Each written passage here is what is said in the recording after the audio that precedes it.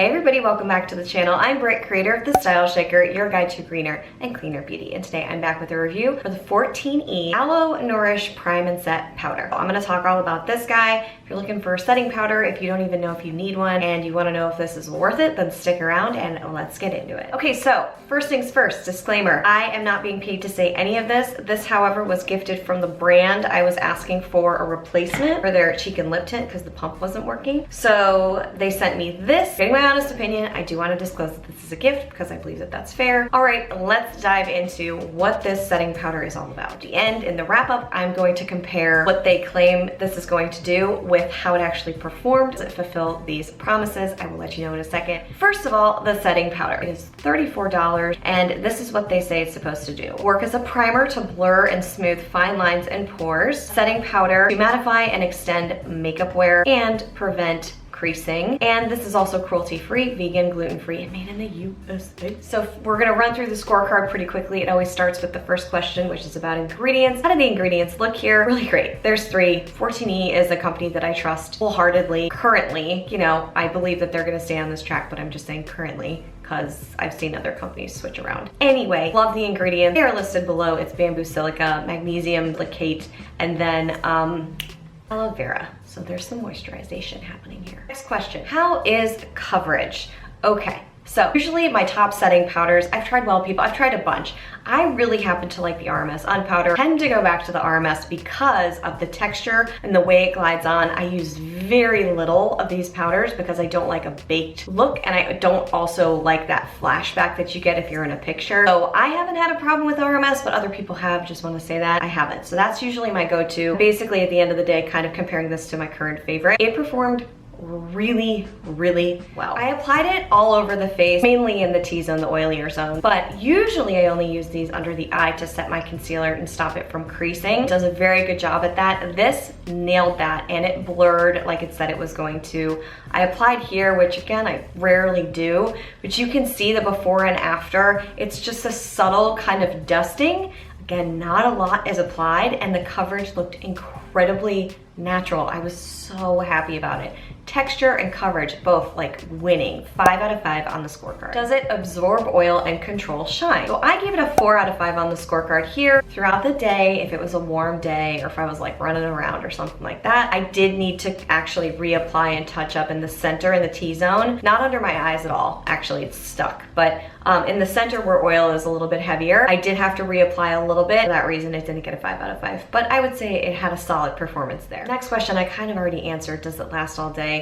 Under the eyes, it worked like a charm. By the end of the day, I could still see how it was set. Pretty awesome, which the RMS does too, but this did a great job there. For the rest of the face, I would say a little bit of touch up had to happen, so it received a 4 out of 5 on the scorecard. Is it an irritating formula or is it a non-irritating formula? 5 out of 5, no irritation, no ingredients that scared me or my skin, so doing well with that. Does it blend well and play well with other products on the face? 100% yes. 5 out of 5. It was, again, the texture that just sort of really just glides on so easily. I use my fingers under the eye, so I get very small amounts of powder, but then I just used a brush for the rest of the face, and it didn't move anything because I think it's just so light and it's so sheer, and it's just like, it's great, so good. I love when I find a product like this. It makes me so happy. So final question, is this a consciously created product? Cruelty-free, vegan, yes. Happy, happy, happy. Plastic container, no.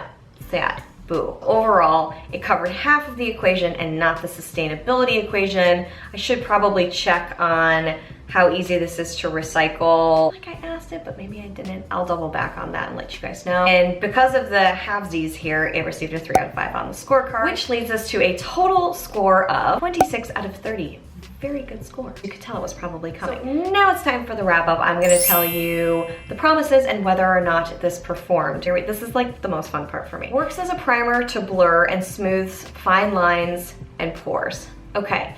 Yes, it did blur, it did kind of smooth out pores. Now, is this going to make you look poreless? No, that's a different story. That's a skincare situation and a nutritional situation. Sometimes pores are genetic, so it did pretty much all of those things. I don't think that it blurred fine lines as much. It does soften, but 90% of that, thumbs up. It is a setting powder to mattify, supposed to extend makeup wear and prevent creasing. So it mattified, yes. Not super super matte, not like a layer of Bisquick powder matte, but mattification, yes.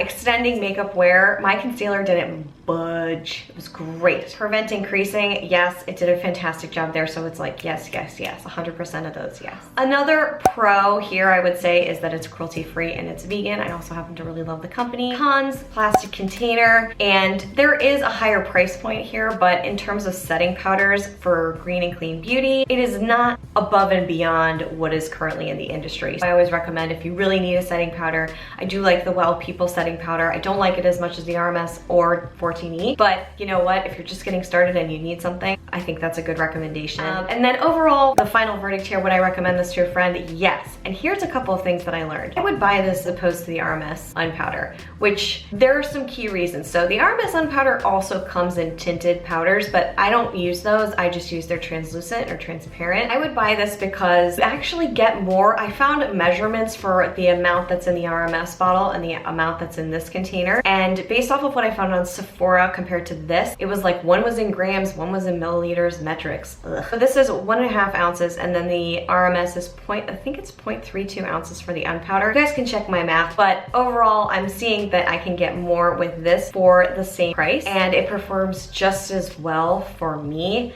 If not, maybe feels a little bit better. I don't know. I really, really like it, and I think it just knocked a favorite out of its place, which is kind of a big deal. That doesn't always happen, especially because I have some serious RMS contenders and favorites. This is probably gonna be the powder that I go to moving forward. Had a huge success with it, and I'm such a fan. So that is all I have for this review. Thank you so much for watching. I hope you enjoyed this video. If you did, make sure you give it a thumbs up to support the channel. And as always, don't forget to subscribe so you never miss another video like this one. I am gonna go test some more stuff and put it on my face, and then I will report back to you sooner than later. So I'll see you guys right back here real soon. Until then, bye.